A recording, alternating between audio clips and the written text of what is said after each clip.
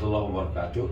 Di tangan kami ini kitab Diyaul Hilalain ala Idahi Tafsiril Jalalain.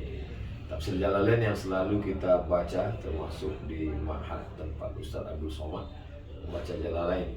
Tapi ini Jalalain dengan penjelasan per bab, jadi unik, dijelaskan dengan selengkapnya secara bahasa, asbabun nuzulnya dari kitab yang lain.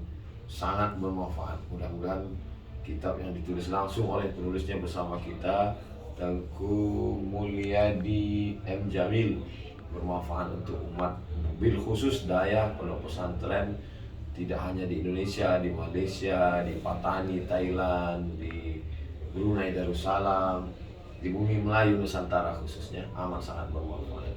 Kalau 200 tahun yang lalu bumi Melayu Nusantara mendapat manfaat dari bumi Nangro Aceh Darussalam, dari kitab-kitab para ulama, dari mulai Syekh Hamzah Fansuri, dilanjutkan sampai kepada Syekh Abdul Rauf As-Singkili. Ternyata sejarah berulang kembali.